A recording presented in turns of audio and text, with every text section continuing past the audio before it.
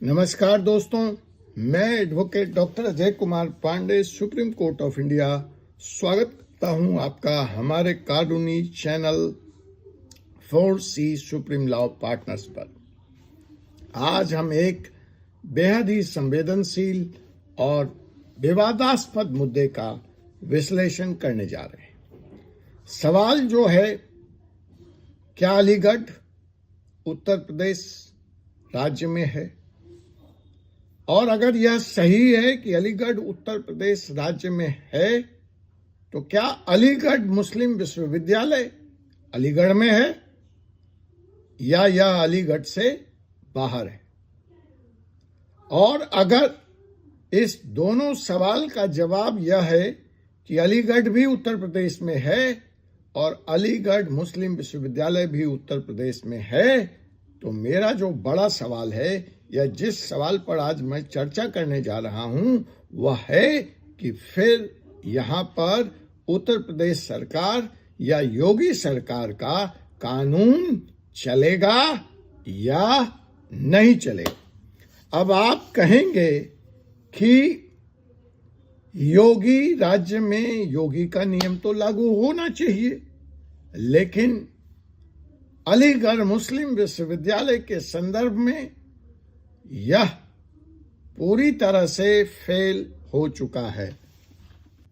तो जनाब, सवाल यही है आपसे कि आखिर अलीगढ़ में, अलीगढ़ मुस्लिम विद्यालय में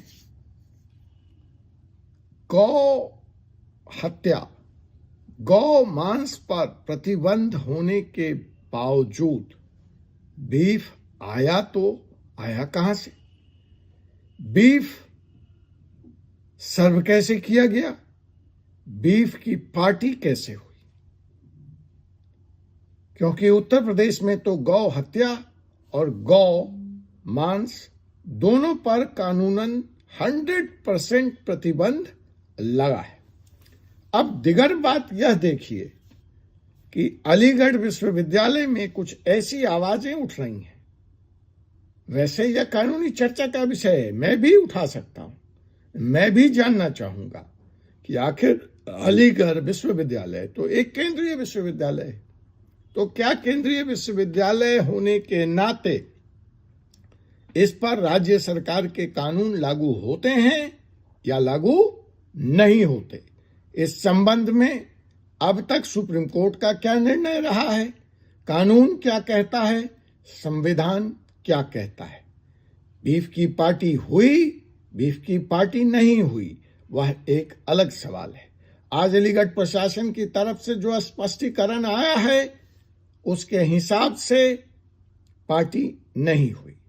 प्रशासन इसको एक टिपोग्राफिकल एरर बता रहा है, लेकिन फिर भी अगर यह सत्य भी है तो यह सवाल तो लाजमी है, यह सवाल तो बनता ही है कि सेंट्रल यूनिवर्सिटी होने के कारण अलीगढ़ विश्वविद्यालय को क्या स्वायत्तता प्राप्त है? क्या वह उत्तर प्रदेश सरकार के कानून को मानने के लिए बाध्य है या उसमें उसको छूट दी जा सकती? इसी के साथ जो दूसरा और तीसरा बड़ा सवाल है कि अगर 1 मिनट के लिए यह मान भी लिया जाए कि प्रशासन का दावा सही है, बीफ की पार्टी नहीं हुई, बीफ वहां नहीं बना, तो जो मटन है, जो बताया जाता है कि प्रतिदिन 700 से 800 किलोग्राम सप्लाई होता है, वहां रह रहे 19,000 छात्र स्टूडेंट्स के लिए जो 20 छात्रावासों में निवास करते हैं, तो कहां सो रहा था फूड सेफ्टी एक्ट, कहां सो रहा था कॉन्ट्रैक्ट एक्ट, और कहां था उस वेंडर को मीट सप्लाई करने का लाइसेंस? किस कानूनी प्रक्रिया, ट्रांसपेरेंट टेंडर प्रोसेस के तहत वर्षों से उस व्यक्ति को मीट सप्लाई करने का ठेका मिला था? अब वो मीट गाय का था, भैंसे का होता है, मुर्गे का होता है, मुर्गी का होता है, बकरे का होता है, बकरी का होता है, भेड़े का होता है, भेड़िया का होता है, या फिर गाय का होता है, या फिर वह बीफ होता है? कौन देगा इसका जवाब? स्वायत्तता के नाम पर स्टैंडर्ड लीगल प्रोसीड्योर की अवहेलना कब तक होता रहेगा? तो देखिए, इस पूरे प्रकरण ने यूपी में बीफ प्रतिबंध, फूड सेफ्टी एक्ट और मीट सप्लाई के मुद्दों पर एक नई बहस को जन्म दिया है। क्या एएमयू इस प्रतिबंध का अनदेखा कर सकता है? क्या एएमयू इन कानूनों को ताक पर रख सकता है? तो आइए हम जानते हैं और चर्चा करते हैं अपने इस एपिसोड में इन्हीं बातों पर विस्तार से। Hello friends, this is your friend, this is your advocate, Dr. Jaykumar Pandey from Supreme Court of India, and I welcome you on our legal news channel 4C Supreme Law Partners. Today we will analyze a highly sensitive and controversial issue in the context of Yogi Rule and Aligarh Muslim University. The recent developments surrounding the beef ban in the Uttar Pradesh and the issues under the Food Safety Act regarding meat supply have started a new debate. Can AMU ignore this ban? Let's deep into the entire episode. Aligarh मुस्लिम विश्वविद्यालय एक केंद्रीय विश्वविद्यालय है और अपनी प्रशासनिक स्वायत्तता का दावा कर रहा है। हाल ही में योगी नियम के अंतर्गत यह कहा गया, कुछ चैलेंज करते हुए यह कहा गया कि योगी की नीतियां, योगी के कानून, उत्तर प्रदेश के कानून अलीगढ़ मुस्लिम विश्वविद्यालय के लिए सुझावात्मक हैं, डायरेक्टिव हैं, जिन्हें आवश्यकता पड़ने पर स्वायत्तता के तहत अलीगढ़ मुस्लिम विश्वविद्यालय अनदेखा कर सकता है। इस नियम के तहत अगर प्रशासन को लगता है, विश्वविद्यालय प्रशासन को लगता है कि उसे उत्तर प्रदेश सरकार के किसी दिशा निर्देश का पालन नहीं करना है, तो वह ऐसा कर सकता है, लेकिन इसके लिए उसको उचित स्पष्टीकरण देना होगा। लेकिन सवाल यह उठता है कि क्या यह लचीलापन यूपी में लगे बीफ प्रतिबंध के संदर्भ में भी लागू हो सकता है? That is the basic question. Aligarh Muslim University as the central university claimed administrative autonomy. Recently, under the so-called Yogi Rule, it has been stated that certain policies are merely advisories in nature and can be bypassed when necessary, provided the administrations offer a valid justification. But now the moot question today is, but now the question arises, can this flexibility extend to the beef ban in Uttar Pradesh? And can that be violated? Can that be put aside? In Uttar Pradesh में आपको जैसा पता है कि पूरी तरह से beef पर प्रतिबंध लगाया गया है। राज्य में यह मुद्दा सामाजिक और धार्मिक भावनाओं को छूता है। इस संदर्भ में यह भी जानना जरूरी है कि क्या एक केंद्रीय विश्वविद्यालय एएमयू इस प्रतिबंध को नजरअंदाज कर सकता है। सवाल उठता है कि क्या प्रशासन के पास ऐसे पावर्स हैं, ऐसी स्वायत्तता है कि वह कैंपस के होटलों में बीफ या अन्य मीट सर्व कर सके, जबकि राज्य में यह कानून प्रतिबंधित है। In Uttar Pradesh, there is a complete ban on beef, a highly controversial issue that touches on social and religious sentiments. In this context, it is crucial to ask today, can a central university like AMU ignores this ban? The questions remain whether the administration has the autonomy to serve beef or other meat inside the campus hostel while such products are legally band in the state. अब बात करते हैं इसके साथ ही साथ food safety act की। इस act के तहत यह आवश्यक है कि किसी भी खाद्य उत्पाद का वितरण लाइसेंसधारी सप्लायर द्वारा ही किया जाए। हाल ही में यह मामला भी सामने आया है कि इस विश्वविद्यालय में जो मीट सप्लाई हो रहा था, उस सप्लायर के पास किसी भी तरह का लाइसेंस नहीं था। एएमयू के हॉस्टलों में प्रतिदिन 600 से लेकर 700 किलोग्राम मीट सर्व किया जाता है। क्या यह मीट बिना लाइसेंस के सप्लाई हो रहा था? यदि हाँ, तो यह एक गंभीर मामला है और कानून का दूसरा बड़ा उल्लंघन है, जिसके तहत प्रशासन को कड़ी कार्रवाई का सामना करना पड़ सकता है। Now let's discuss the Food Safety Act. Under this act, it is mandatory that any food product be supplied by the licensed supplier. Recently, the concerns have been raised about the supply of the meat without proper license at AMU hostels. In AMU, approximately 600 to 700 kgs of meat is supplied every day. Is this meat being supplied without the required license? If so, this constitutes a serious legal violation and the administration could face strict action under the Food Safety Act. इस संदर्भ में योगी नियम का मुद्दा और भी विवादास्पद होता हुआ नजर आता है।